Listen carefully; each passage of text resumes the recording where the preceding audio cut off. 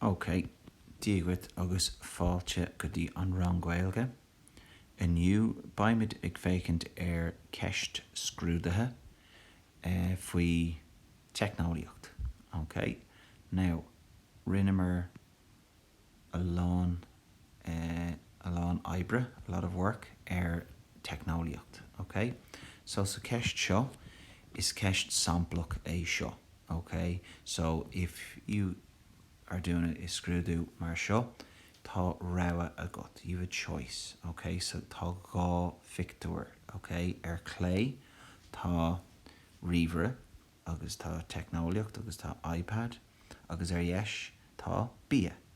Okay, so an ceist tá ná tá rudaí tábhachtach le feiceáil sa dá íomhá thuas.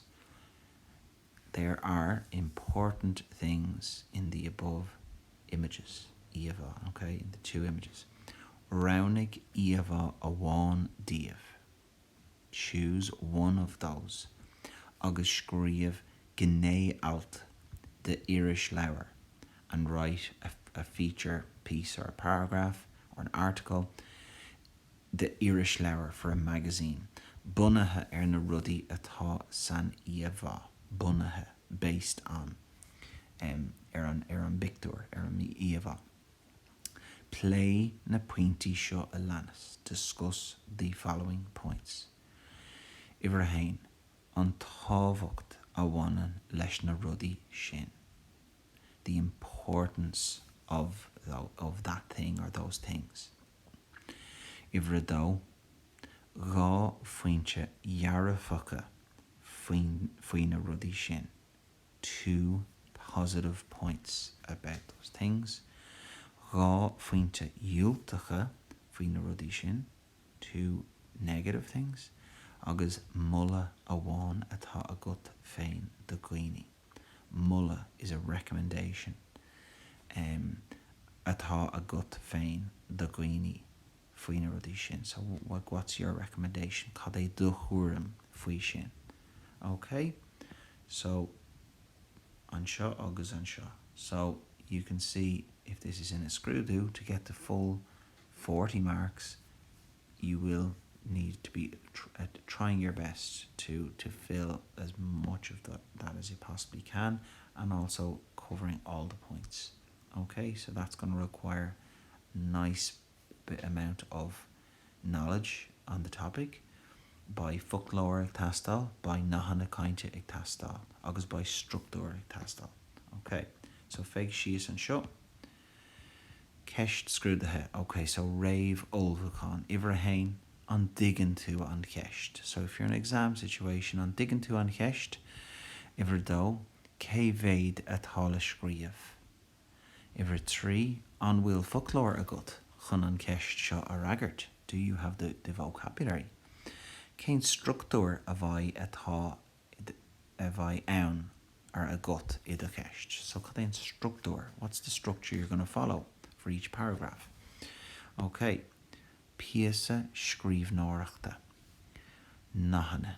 Okay, so here's a few just to start you off. Chun an iarne ará, to tell the truth. Dar nói, of course. It mo thuairim, in my opinion. Is léir go bhfuil.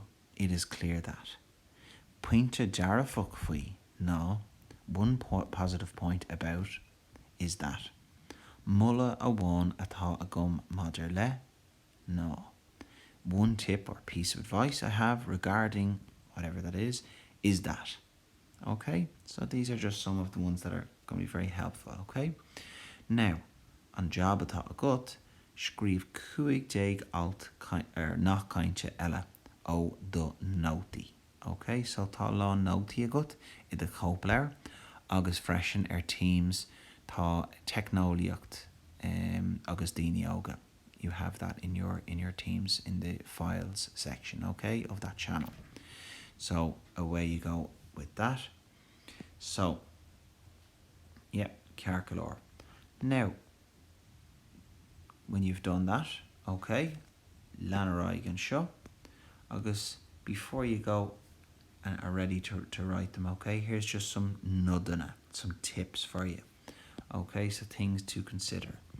Teicneolaíocht, phone póca, appanna, na meán hóisialta, YouTube, físeáin, videos, cluichíocht, scileanna teicneolaíochta. So mention na scileanna teicneolaíochta atá agat. Daoine óga, sean daoine, older people. Daoine as bronum sail níos éasca le teicneolaíocht. That should say le teicneolaíocht. So an easier life with technology. Samply, give examples of that.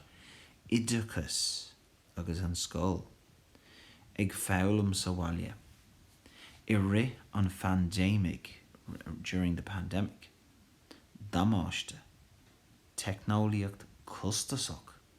Okay, it's cheap. It's not cheap. It's expensive for you to purchase teicneolaíocht. So maybe that's some of the drawbacks.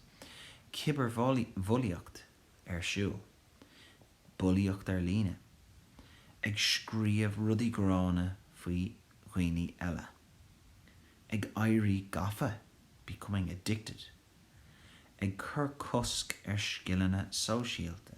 So stopping social skills. Ag seiceáil an own I ri na híthe. Checking your phone I ri na híthe during the night. Culla briste. Okay, so sin cearca leor. Slán go fóg